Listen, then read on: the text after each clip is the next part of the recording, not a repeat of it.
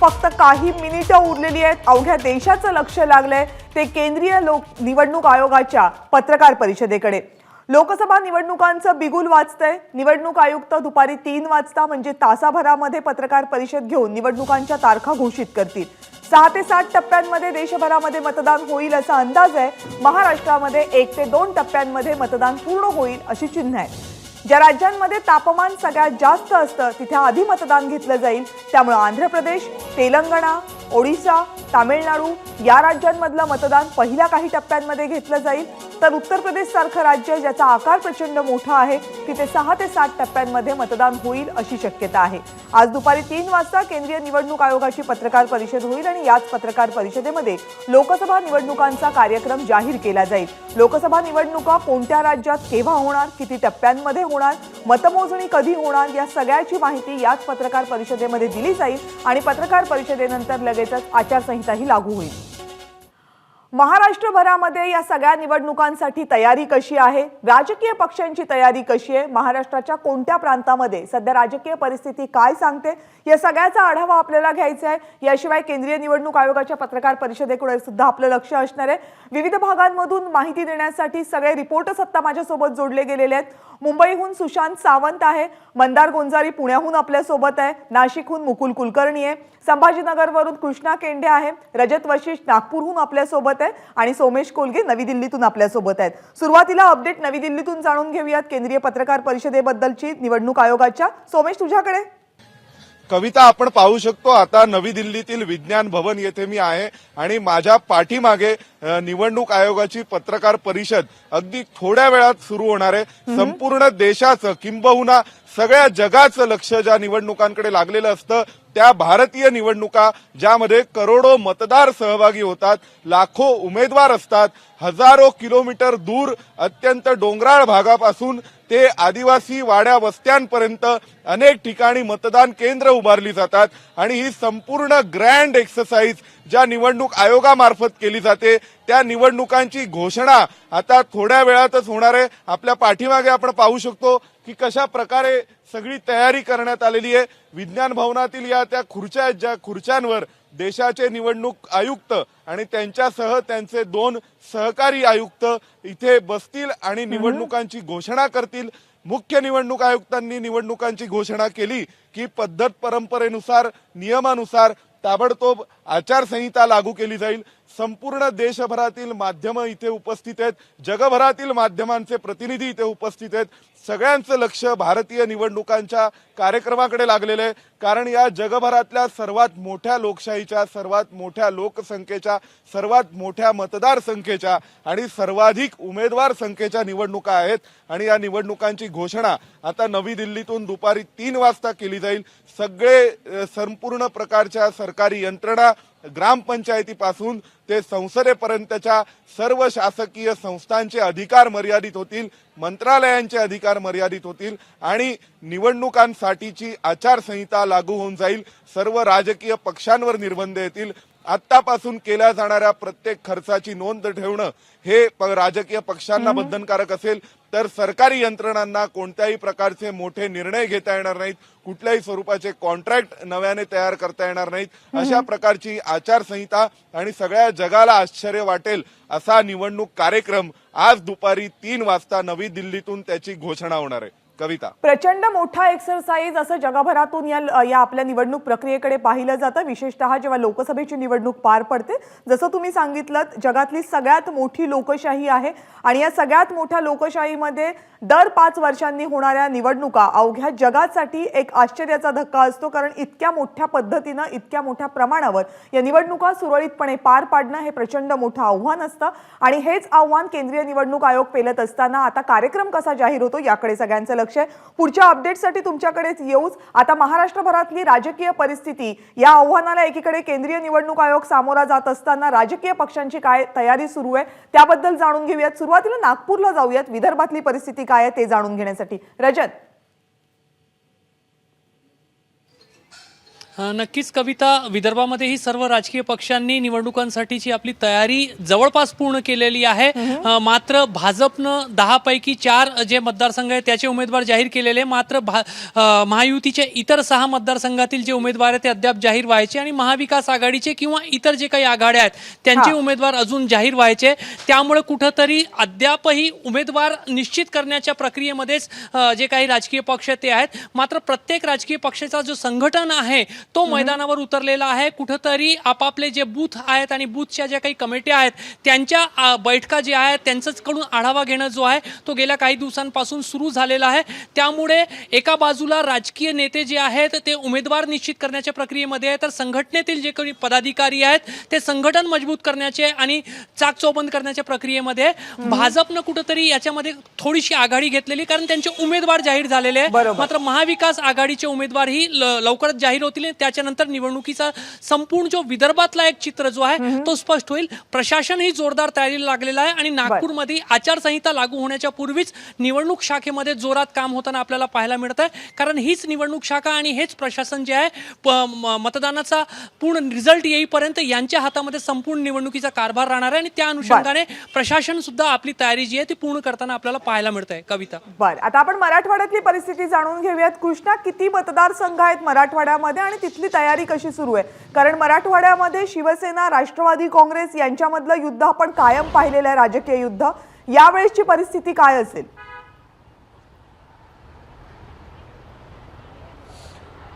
मराठवाड्यामध्ये एकूण 8 मतदारसंघ आहेत. त्यामध्ये भाजपा वगळता कोणीही या ठिकाणी आपली उमेदवारी घोषित केलेली नाही. मराठवाड्यामध्ये भाजपानं 4 उमेदवार घोषित केलेले आहेत.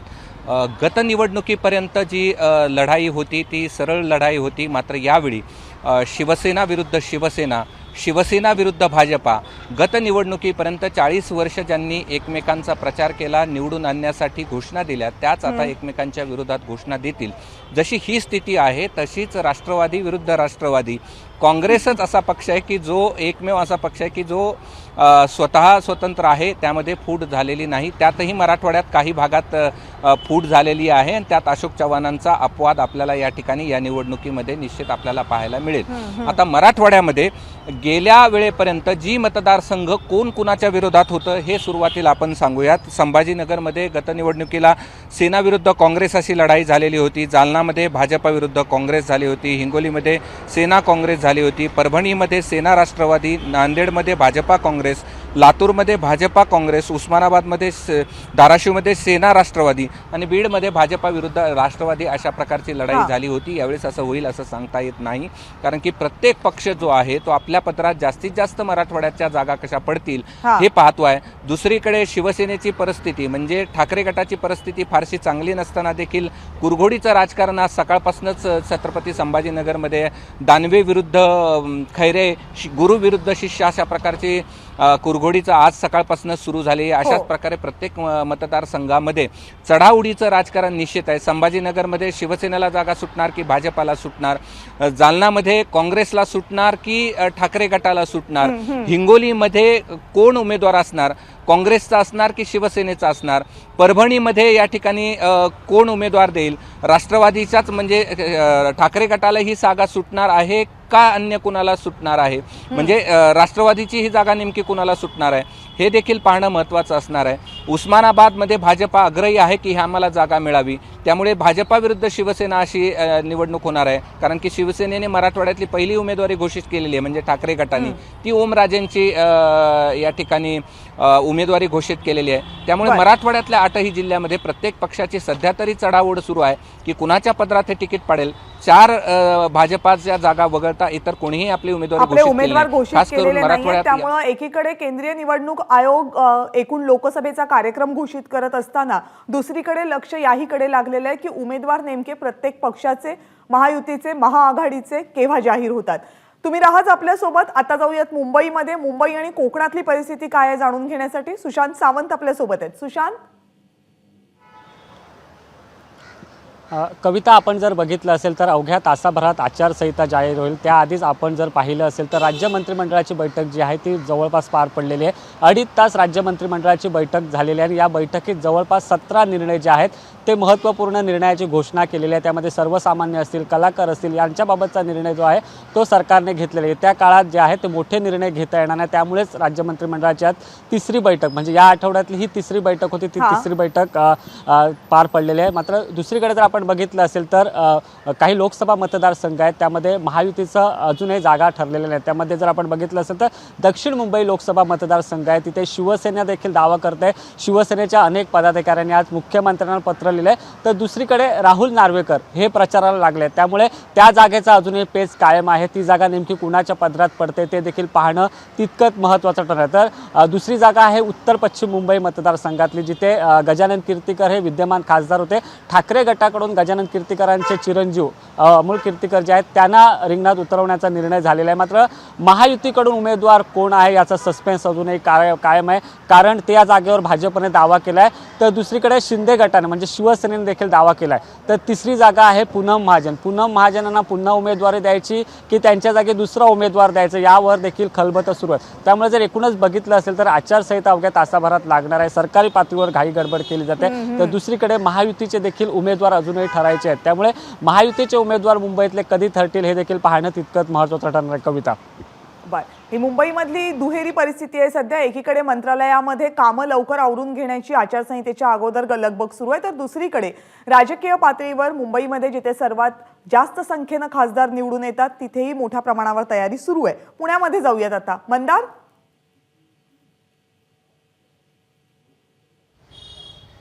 कविता, लोकशाहीच्या सर्वात मोठ्या सोहळ्यासाठी जो पुढच्या 1.5-2 महिने चालणार आहे, आपण सगळे सज्ज होतो आहोत।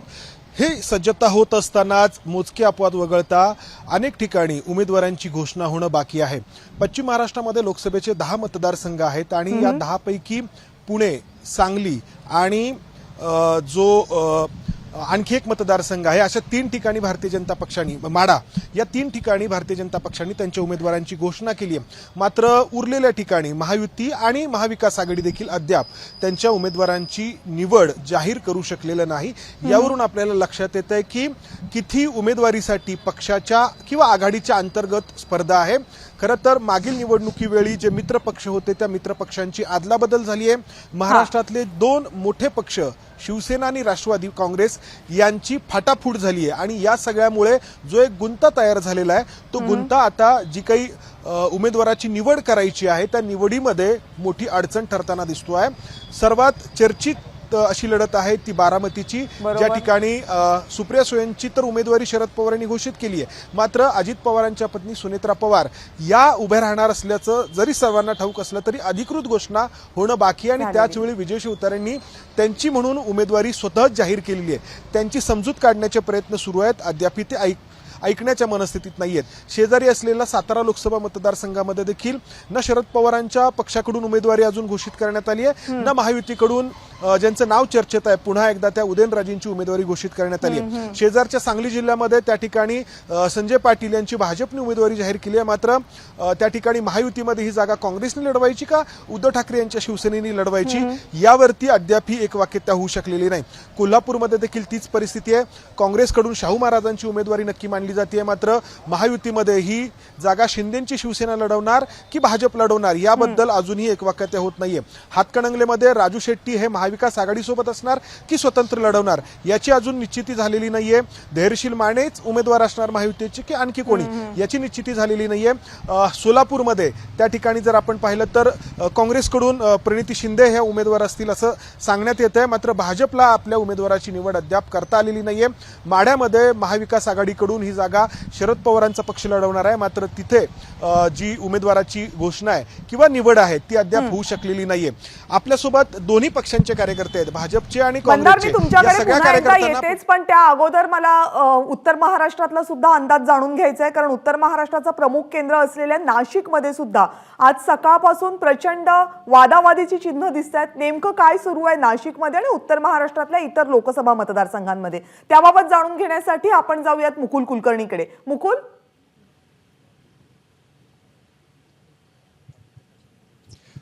कविता, उत्तर महाराष्ट्रामध्ये 8 लोकसभा मतदारसंघ येतात। मागच्या म्हणजे 2019च्या निवडणुकीमध्ये 8ही जागा महायुतीच्या पारड्यामध्ये गेलेल्या होत्या आणि घवघवीत असं यश महायुतीच्या सर्वच्या सर्व उमेदवारांना मिळालेलं होतं। या 8 पैकी 6 जागा भाजपनं लढवलेल्या होत्या।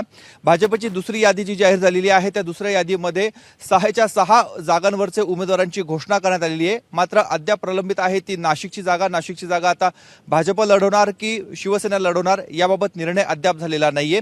त्याबरोबर त्यांचा उमेदवार त्या पक्षामधला उमेदवार कोण असेल त्याबाबत देखील एकमत होत नाहीये। शिर्डीची जागा यामध्ये देखील असंच आहे। सदाशिव लोखंडे हे विद्यमान खासदार आहे परंतु त्यांना पक्षामधनंच आव्हान मिळतं आहे, त्यामुळे ती जागा कोण लढवणार याबाबत एकमत होत नाहीये। जर आपण संपूर्ण उत्तर महाराष्ट्राचा जर विचार केला तर नगरची जागा आहे, नगरची जागा अत्यंत चुरशीची लढत तिथे होण्याची शक्यता आहे, कारण डॉक्टर सुजय विखे पाटील हे पुन्हा एकदा आपलं नशीब आजमावत आहेत। परंतु कालपर्यंत त्यांच्याच सत्ताधारी पक्षासोबत असणारे निलेश लंके यांनी आता वेगळा निर्णय घेतलेला आहे, वेगळी भूमिका घेतलेली, त्यामुळे त्या दोघांमध्ये टफ फाईट होईल असं एकंदरीत चित्र आहे।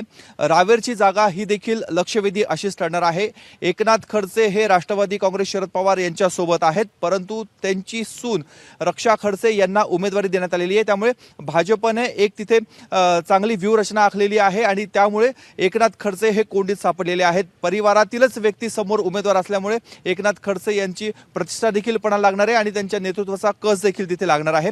जळगावची जी जागा होती, जळगावच्या जागेचे उमेदवार हे बदलण्यात आलेले आहेत। उन्मेष पाटील हे उमेदवार होते, मात्र त्यांना आता त्यांचं तिकीट कापण्यात आलेलं आहे। स्मिता वाघ ह्या ज्या भाजपच्या निष्ठावान अशा पदाधिकारी आहेत त्यांना पुन्हा एकदा संधी देण्यात आलेली आहे, त्यामुळे आमदारकीनंतर खासदारकीसाठी त्या निवडणूक लढणार आहेत। हिना गावित नंदुरबार हा काँग्रेसचा पारंपरिक गड राहिलेला आहे। 9 वेळा जिंकून येणाऱ्या माणिकराव गावित यांचा पराभव हिना गावित यांनी 2014 मध्ये केलेला होता, त्यामुळे तिसऱ्यांदा त्या निवडणुकीला सामोरे जात आहेत। धुळ्याची जी जागा आहे, धुळ्याची जागा सुभाष भामरे यांना पुन्हा एकदा उमेदवारी देण्यात आलेली आहे। संरक्षण राज्यमंत्री पद त्यांनी भूषवले, त्यामुळे अशा संपूर्ण राजकीय उलथापालथ होत असताना उत्तर महाराष्ट्रातील प्रत्येक जागेवर अद्याप महाविकास आघाडीने एकही उमेदवार दिलेला नाहीये। अगदी प्रत्येकाची चाचपणी केली जाते कोण उमेदवार महायुतीसमोर टिकू शकतो। आता या संपूर्ण संदर्भात चर्चा करण्यासाठी आपल्यासोबत महायुती आणि महाआघाडीचे दोन्ही गटाचे कार्यकर्ते आहेत। मुकुल, ही चर्चा जाणून घेण्यासाठी तुमच्याकडे येईन, पण आता हे सांगितलं पाहिजे की महाराष्ट्रभरामध्ये एकीकडे केंद्रीय निवडणूक आयोगाची पत्रकार परिषदेकडे लक्ष लागलेलं असताना उमेदवार घोषित झालेले नाहीयेत, त्यामुळे जे संभाव्य उमेदवार आहे किंवा ज्यांना उमेदवारीची अपेक्षा आहे त्यांच्या सगळ्यांच्या मनामध्ये धाकधूक आहे, कारण एकदा घोषणा झाली निवडणुकांची की हातामध्ये प्रचारासाठी वेळ किती राहतो याची धाकधूक प्रत्येक उमेदवाराच्या मनात असते। त्यामुळे एकीकडे लक्ष लागलेलं आहे केंद्रीय निवडणूक आयोग लोकसभेच्या निवडणुकांसाठीचा कार्यक्रम नेमका काय जाहीर करतो, महाराष्ट्रासाठी काय तारखा येतात, तर दुसरीकडे राजकीय पक्ष आपला निर्णय कधी घेतात आणि कधी जाहीर करतात उमेदवारी याकडेही लक्ष लागलेलं आहे। महाराष्ट्रभरातल्या सगळ्या परिस्थितीचा हा आढावा घेण्याचा आपण प्रयत्न करत होतो। आपले सगळे प्रतिनिधी महाराष्ट्राच्या वेगवेगळ्या भागातून आपल्याला माहिती देत होते। सगळ्यांचे आभार या सगळ्या माहितीबद्दल। एबीपी माझा, उघडा डोळे बघा नीट।